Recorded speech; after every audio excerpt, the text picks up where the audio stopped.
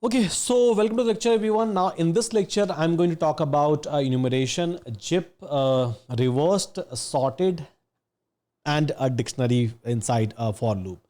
So all these topics are not very big. It's a very small topic, a small concept, but yeah. So I believe you all are supposed to be aware about all of this topic because today, tomorrow, or sometime when you will start writing a code, you are going to use it and you are going to need it. So let's dive into this, guys, and let's try to understand that what is the enumeration and what is this like a JIP, reversed, sorted, because all these things are very easy. Very easy means literally very much easy. Within 5 to 10 minutes, you all will be able to understand. So let's suppose if I have a key, or let's suppose if I have like something called as Euron over here, E-U-R-O-N, Euron over here, and I'm going to like call ENU enumerate. I'm going to pass this string inside enumerate. Now it is going to give me the object. Let's suppose if I'm going to do a typecasting so that I can see the data inside it. So, okay, leave it. So enumerate, inside that I'm going to pass, basically EURON, Euron, and then I'm going to do a typecasting. So list, list, fine. Now, so what enumerate is trying to do? See, so enumerate is trying to go through all the data, so all the character that we have. So because string is nothing but combination of characters. Now for all the strings starting from 0, for all the character inside the string starting from 0, so it is trying to create the indexes and creating a pair of it. So index 0 for E, index 1 for U, index 2 for R, index 3 for O, index 4 for N. So wherever in a future, so you would like to do maybe some sort of an indexing operation, and based on those indexing operation, you would like to do some sort of a manipulation over there, you are going to use enumerate. Now, so with for loop, let me show you that for I in ENU enumerate, and I'm going to pass like a Euron over here. Let me like print basically I. So here 0 for E, 1 for U, 2 for R, 3 for O, and N. This is something which I am able to print. That's completely fine. Now, so I can try to print it even in a separate manner. So I can try to print it index separately and then this one, this data separately. So what I can do is I can try to copy the same thing. This is returning two things. So one, I'm going to hold it into a index variable, and one I'm going to hold it inside the data variable, and maybe I can try to write like a print index index and then data. Okay, so index data, index data, index data, I'm able to print it. Now if I would like to perform some sort of operations based on the indexes, if I have to write some sort of a condition based on the indexes, I can write it. For example, so let's suppose if I'm going to write that if index is equal to do one thing, and here I'm going to maybe save this Euron into a variable s, Euron, and here I'm going to take this variable, the string s.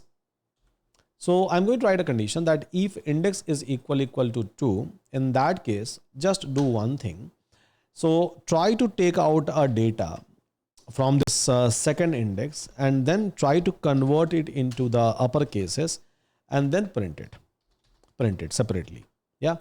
So whenever this condition will be fulfilled, so based on the indexes I'm writing the condition, right? So whenever this condition will be fulfilled, see, it is trying to convert it into a uppercase and printing it.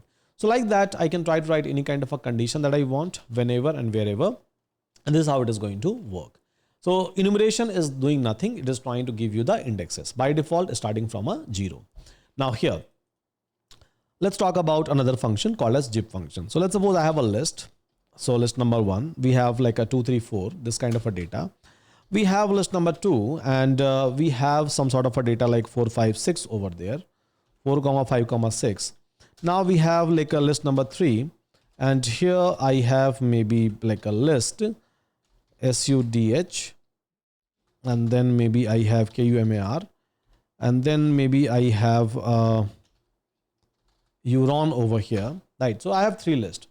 I'm going to use a zip function. Let me show you how zip function is going to work. So let's suppose I'm going to pass list number 1 and list number L1. Sorry, I think I haven't passed. So let's suppose if I'm going to pass list and then L1, I'm going to pass it. Okay, there is no L1. So there is a L2 and L3 I have written. Okay, fine. So I'm going to pass L and L2. Fine. It is going to give me a zip object. Now what will be there inside the zip object? Let me show you that part. So let me do a typecasting into a list. And then this will be the data which will be available. Now how it is able to create this data? Very simple. So we have index 0, 1 and 2, index 0, 1 and 2, create a pair, create a pair, create a pair. So based on the indexes 2, 4, 2, 4 pair, 3, 5, 3, 5 pair, 4, 6, 4, 6 pair it is able to create. So this is how zip is going to work. So zip is going to create a pair. I can try to pass maybe a third list as well. So here it is going to take index 0, 0, 0 from all the list, 0, then 1, 1, 1, then 2, 2, 2. Now, there is a possibility that in one of these like a list, I have maybe a surplus of data. In one of the list, I have like a 5 data inside L. Now, it is not going to give you an error. If I have a 5 data, but it is not going to even use it because it is not going to create a pair like the way it is trying to create it in 2, 4 and SUDH, 2, 4 SUDH, right? 3, 5 and Kumar, 3, 5 and Kumar, and 4, 6 and Euron, 4, 6 and Euron. So the way it is able to create this pair, it will not be able to do the same thing with 5 and 6. And that is the reason. So you will not be able to get anything apart from this one. So this is what a zip does, guys. Zip is trying to zipify, right? Zipify means close the data altogether as zip meaning suggests. So it is going to close the data and then finally it is going to give you the data. Now, so there is something called as reversed. So let's try to understand a reversed. As its name suggests, it is going to reverse it, right? It is going to reverse it. So there is a function called as reversed. Let's suppose if I'm going to pass SUDH in SHU, so it is going to give me a reverse object. If I have to see the data, maybe I can run through a for loop or maybe I can try to call the list. I can see the data. So it is going to separate the data in a iterable manner and then it is going to reverse it. And this is something that you will be able to get one by one, one by one, one by one data into a complete reverse direction. Now let's suppose I have a list over here. I'm calling a reversed and I'm going to pass a reversed. No, it's fine. So same thing it is going to do. So there is nothing different. Now there is something called as sorted as a function. Now let's suppose if I'm going to pass a list like a 3, 4, 5, 2, 1, 4, 6, something like this, right? If I'm going to pass. So as sorted name suggests, it is going to sort the entire things. Yeah, it is going to sort the entire things into a ascending order. So starting from like a smaller and then it will go to the larger. Now, if I'm going to write a parameter, reverse is equals to true, it is going to sort it, but into a descending order. If I'm going to enable this parameter as a true. Yeah. So hope all of us are able to understand this enumeration, zip, reversed, sorted. So just go after the name and then you don't have to remember anything. Anything means literally anything. Then let's talk about dictionary and loop inside the dictionary. There is a separate chapter I'm going to publish as per your syllabus just on dictionary. So where I'm going to talk about a dictionary in very detail. So you can go and you can check out. But here, so I'm just going to show you a glimpse of it. So here I'm going to create a dictionary and then I'm going to show you that how you will be able to run the loop on top of it. That's it. Because we have a separate dictionary chapter. So where I'm going to talk about a dictionary in a very detailed way. So here what I can do is that I can create a dictionary. Dictionary is nothing but a key value pair. So where there will be a key, there will be a value, right? So here I'm going to write like a name, then colon, and then I'm going to write basically its value, Sudhanshu. Now, so let's suppose a name and then email ID. So email ID is what? Email ID is Sudhanshu@Euron.1. Fine. So this is my email ID and yeah, so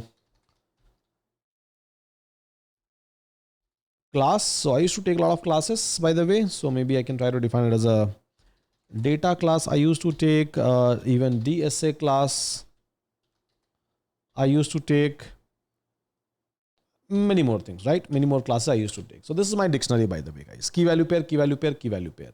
Now, if you have to extract these data as a tuples value or as a pair of key and value pair as a list, so what you can do is dictionary provides you an inbuilt function called as dictionary.it d.items items. Now this is going to give you a list. Inside a list, you will be able to find out a tuples. Tuples, key value pair, name and Sudhanshu. Basically key and value, key and value, key and value, you will be able to find out. Now you can iterate through it and one by one you can try to extract it. Even you can try to extract a keys only, you can try to extract the values only. Based on the keys, you can try to extract the values.